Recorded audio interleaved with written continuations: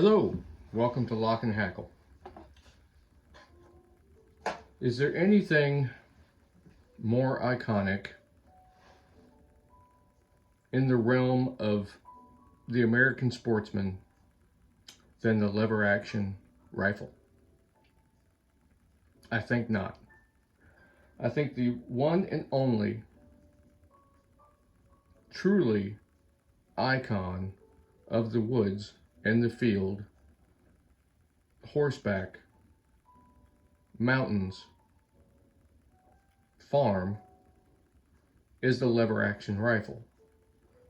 And maybe in particular, this particular rifle, the Winchester Model 94. Nothing out there can duplicate what a lever action rifle says. Now, throughout sporting history, from the time of the blunderbuss black powdered rifles and shotguns that were used in the African plains, the black powder rifles that were used in the American West and in the East to take game, nothing brought hunting to the everyman like the 30-30 Winchester. The cartridge itself is historic for two ways. One, a rifle was designed to shoot that particular cartridge, and then the cartridge was designed with new technology such as smokeless powder, a bottlenecked cartridge, and a 30 caliber bullet, which kind of became the standard of American rifle shooting. The 30-06, the 308, and other cartridges all shot a .308 cartridge in the bullet diameter.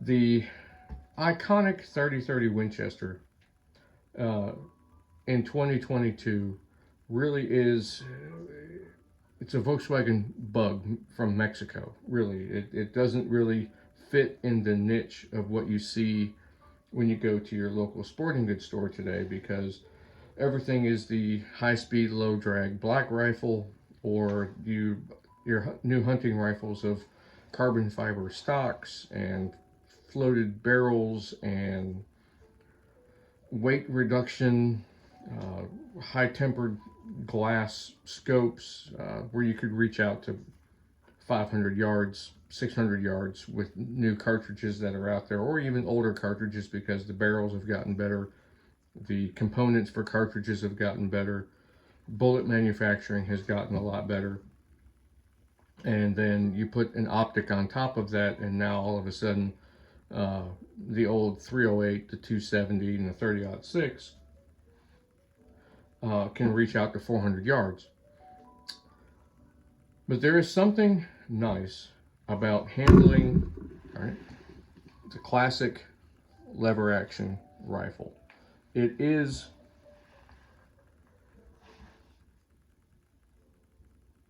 a time less constrained by technology.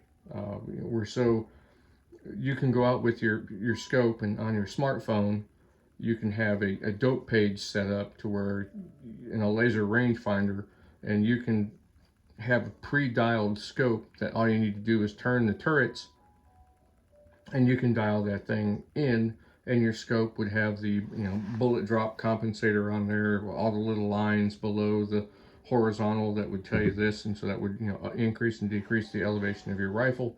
Yeah, you don't get that with this. You can adjust the rear sight with this little step right here. It moves the rear sight up and down. The front sight is hooded, which I think you can adjust it. But this is 100 yards. And the cartridge itself, is it weak? No, it's touted as taking more deer or game in the United States than any other cartridge. With modern ammunition, I think the 30-30s rifles today, the lever action rifles today, are far superior than this model. This particular Winchester has a serial number in the 3 million range. And I looked it up years ago, and I believe it was sometime in the early, like 71 or 72, as in 1971, 1972, is when this particular rifle was manufactured. This design, the lever action rifle, goes back all the way to around the 1870s. Prior to that, there was a falling block um, action. It was a single shot, which meant you threw the lever down. So you would throw the lever down, and there was no bolt. It was just it would be like right here. And the breech lock would drop. Your cartridge would come, you would have to reach in, grab your cartridge, put another cartridge in, and close it. The term repeater comes from the fact that in the tubular magazine, which is this part right here, you could stack cartridges one behind the other by putting them in this loading gate, stacking them up, and then you would cycle through until the magazine was empty, and then you would, you know, repeat the process. Hence the term repeater. These came in a multitude of cartridges. We all know the iconic 3030. This is a very old box of Remington Core-Lokt. I don't know when this was manufactured, but this is a newer box. These are 150 grain. They were manufactured in, one of the original cartridges was 3240, which was a 32 caliber bullet in diameter with 40 grains of powder. The second most iconic cartridge, which was designed by Remington, was a 35 Remington, and Marlin really carried that cartridge for a long time. They were produced in 44 Magnum, 357, which could also shoot 38. A very old cartridge was the 444 Marlin, which is very close to the 4570. Winchester actually produced one in a 410 cartridge, which those are kind of neat. I say these are icons for the simple fact that you don't have to be a tactician to operate and shoot a lever action rifle. When these were designed, something as a scope really didn't exist, and scopes really didn't exist until almost World War I, World War II. They really became something that people started adding to their rifles, but those were bolt action rifles, which could reload quicker. I don't think they could shoot any faster, but you could reload a bolt action military style rifle a lot quicker than this, having to feed one round at a time into the magazine gate. You actually held more cartridges, but it was harder to load, whereas in a bolt action rifle you would have a stripper clip with 5 cartridges on that clip, and you would put it into these little dog ears on the back of the receiver and push your thumb down and load those cartridges into the magazine well. So the lever action, yes, it held more rounds. It had an issue of ground clearance. The military had a thing where you had to be able to shoot prone. Well, if you're shooting prone, you have this particular angle of mechanical disadvantage because you're going to run this into the dirt and you may not cycle the weapon all the way. Whereas with the bolt action, the bolt is here, you manually open and close it. I do believe this is faster, but you do have ground clearance as an issue when shooting prone. And I think most hunters would probably say that too. But when you're hunting, you typically get one shot. With that, your second shot, you're probably going to come to your knees and take your second shot. If you missed on your first one, chances are you're not going to get a second one. The 30-30 has probably taken just about every game in North America, from white-tailed deer, bucks and does, bears, mostly black bears, grizzlies, nah, not so much, elk. They're capable of doing it. You have to be a better hunter to hunt with something like this, because you do need to get close. If you have a scoped rifle and you can get out to past 150, 250 yards, that animal's not going to know you're there, because you're going to be able to see that animal way, but they will probably smell you, but they don't know where you are. They're just going to get your wind, and they're going to start acting kind of weird. With this, you got to get within 100 yards, and depending on where you're hunting, sometimes 50 yards, sometimes 25 yards.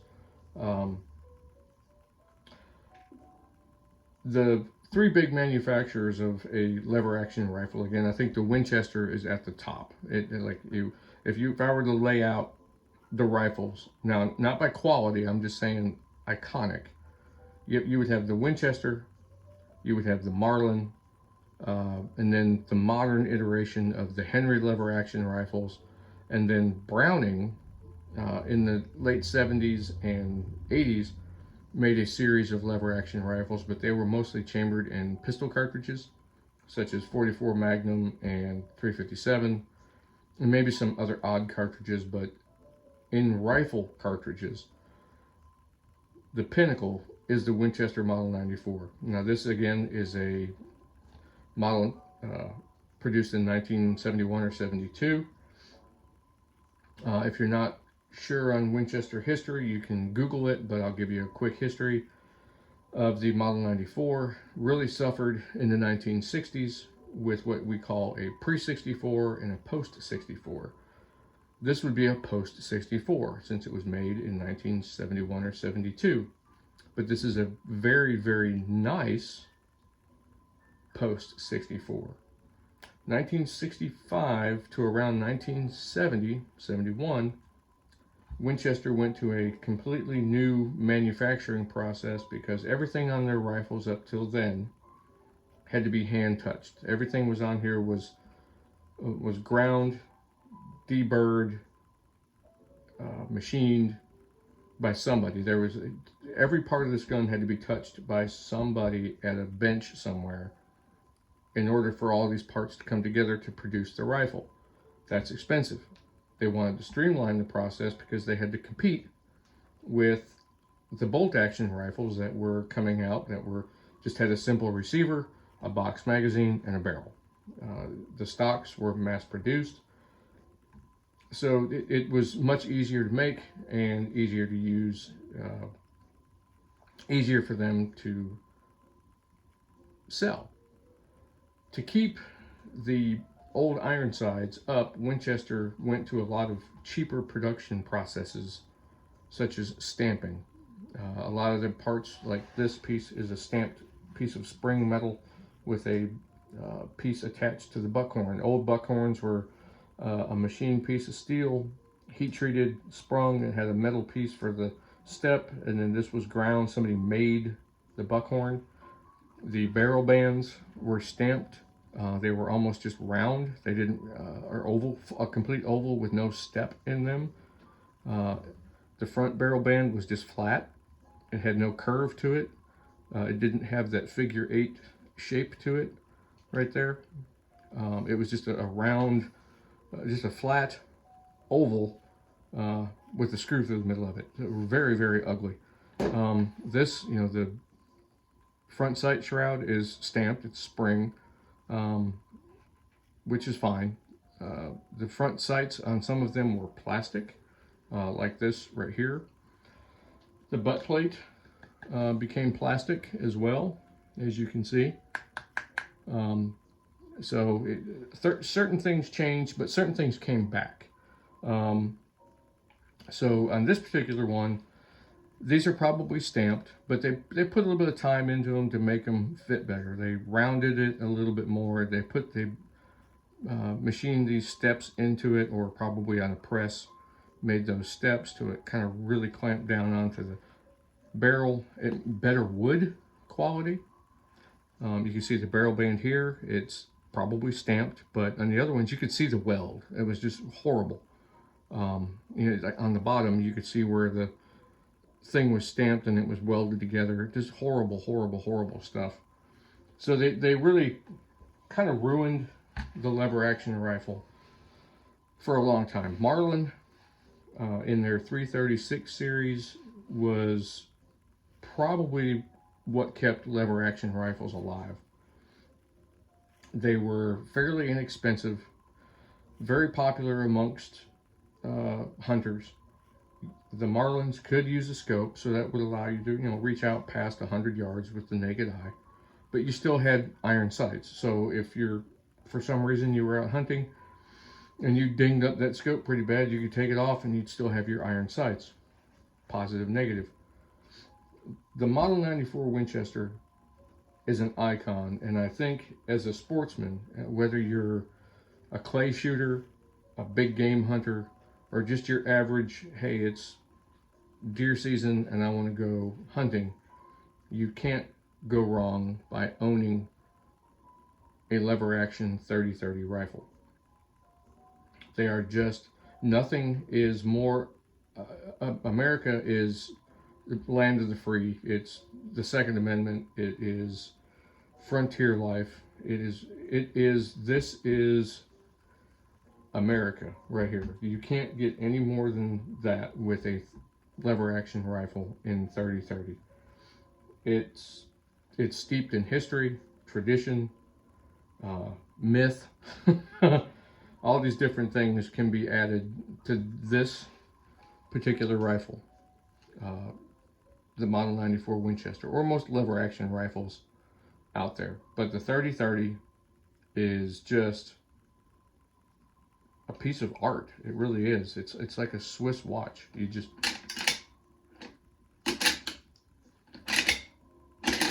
there's something nice about that sound that just,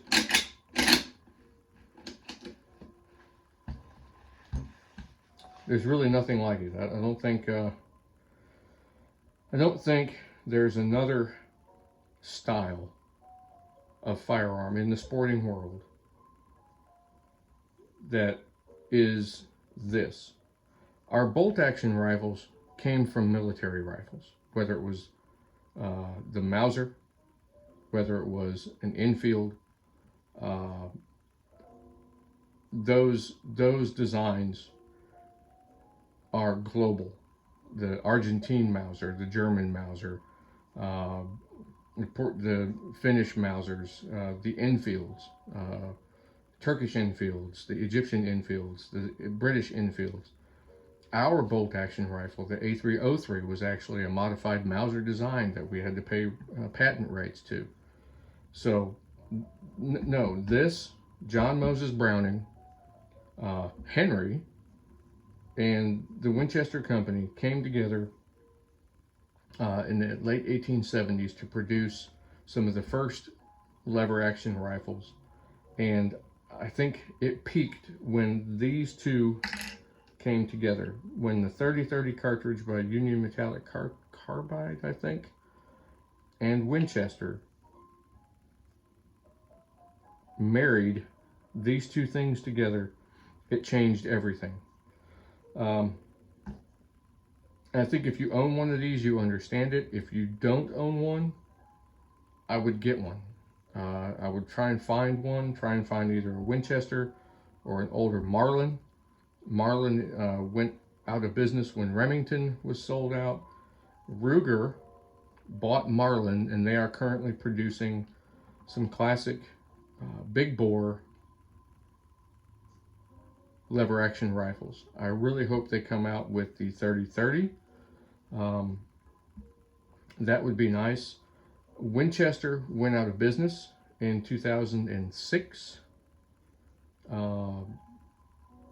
They were picked up again, and they were being made in Japan, I think by the same company that the Browning rifles were made by, but they are very expensive, and they now have a cross hammer safety or cross bolt safety push button right here, which it's okay. A lot of people don't like it, but I think that comes in two iterations. There's your standard and the deluxe. The prices are astronomical. I don't think their sales are all that good, for the simple fact that you are buying a rifle that shoots a 140-year-old cartridge in a rifle that's going to cost you almost $2,000. It's not there. These rifles were tradesmen's rifles. These rifles were the blue collar guy. These guys, this was the the cubicle guy of the 1950s who went on to hunting camp with his buddies. This was the rifle you could buy. You set it in a closet for the year. That weekend came about where it was time to go to hunting camp. You just grabbed it out of the closet. You grabbed a box of shells. You went to deer camp. There was nothing about having to bore sight your gun before you went to camp. You just dropped this in the back of your station wagon, along with your, canvas tent and whatever you needed, and this is what you took. You didn't need anything else, and I think that's so awesome. Whereas today, with your, like I was saying, your scopes and stuff, all that stuff is just, it's too much. This is an American icon, the lever action rifle. So if you have, you can Google the information on it. This is a really good book right here. I picked it up years ago. It's not really one that you can read from cover to cover. It's more of a book of numbers and stats and models and types and so on and so forth. So yeah, it's a great book if you find a copy. Good luck. So with that, I would like to say thank you for watching. And this is Lock&Hackle, showing you the most iconic rifle in American history and hunting, sporting tradition. Thank you very much.